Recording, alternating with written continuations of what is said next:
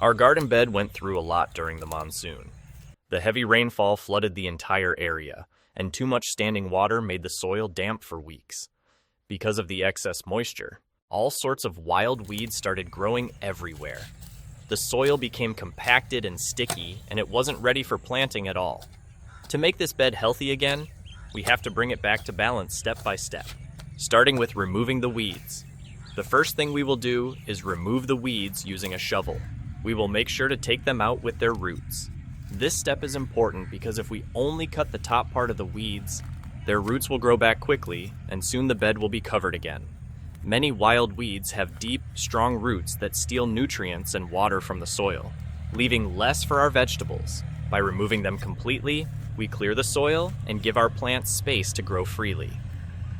Pulling out the roots also helps loosen the soil underneath, which improves air movement and drainage.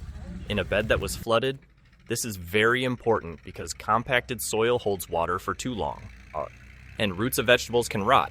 Once all the weeds are removed, we will add the leaves we collected from our garden. It doesn't matter if the leaves are green or dry, both will work.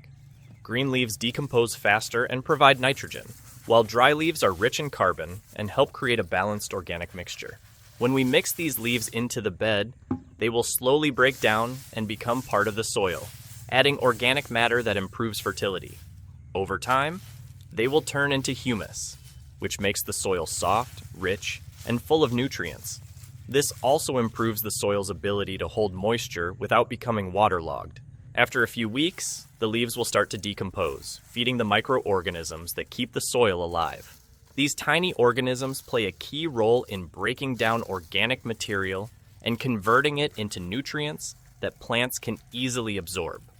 After adding the leaves, we will cover them with a good thick layer of dry garden soil. This step is very important for two reasons.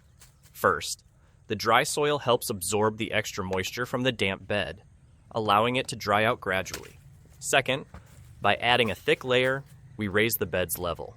This means that next time it rains heavily, the water will drain off more easily instead of staying on top and flooding the roots again. A slightly raised bed improves both aeration and drainage, which are crucial for healthy plant growth. Roots can breathe better in such soil, and plants can develop stronger, deeper root systems.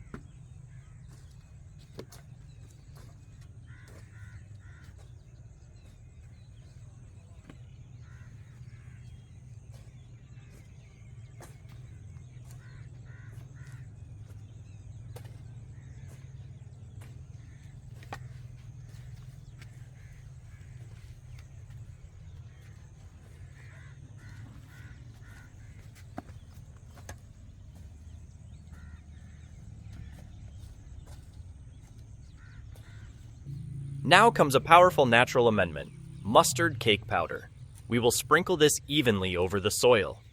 Mustard cake powder is a wonderful organic fertilizer that brings many benefits to the garden. It is made from the residue left after extracting oil from mustard seeds. This powder is rich in nitrogen, phosphorus, and potassium, the three main nutrients plants need for healthy growth. Nitrogen helps plants grow lush green leaves, phosphorus supports root development and flowering, and potassium improves overall strength and resistance to disease. But the benefits of mustard cake powder don't stop there. It also works as a natural pest repellent. The strong smell and properties of mustard help keep away harmful soil insects and nematodes that damage roots. It improves soil texture by promoting microbial activity, making the soil more fertile over time. Because it releases nutrients slowly, it acts as a long-lasting fertilizer rather than giving a quick surge that fades fast. When mixed into the bed, it nourishes plants gradually for weeks, keeping the soil rich and balanced. After sprinkling the mustard cake powder, we will add a layer of compost on top. Compost is like life for the garden bed. It contains beneficial microorganisms, decomposed organic matter, and a wide range of nutrients. By mixing compost into the soil, we improve its structure and make it capable of holding air and moisture at the same time. Compost also helps balance the pH of the soil, making it neutral and suitable for most plants.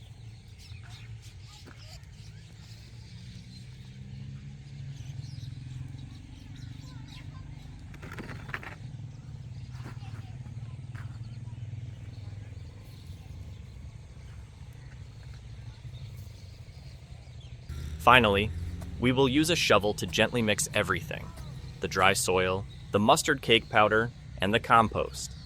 Mixing them well ensures that nutrients are distributed evenly and the materials start working together. After that, we will level the soil so the surface becomes smooth and ready for planting. This balanced mixture will create a perfect growing environment: soft, nutrient-rich, well-drained, and full of organic life. Now the bed is ready. Over the next few weeks, the soil will continue improving on its own as microorganisms break down the added materials. The leaves will decompose slowly, the mustard cake powder will release nutrients gradually, and the compost will keep the soil alive and active. By the time we start planting, the garden bed will be healthy, fertile, and strong enough to support new growth. It will drain well even during the next rains, and our plants will grow without facing problems like root rot or weed competition. From a flooded patch of muddy soil, we have now rebuilt the foundation of a productive garden. With patience and natural amendments, we've restored life back into the bed without using any chemical fertilizers. Everything we used came from our own garden: leaves, compost, and natural materials. This not only saves money, but also makes the soil more sustainable for future planting seasons.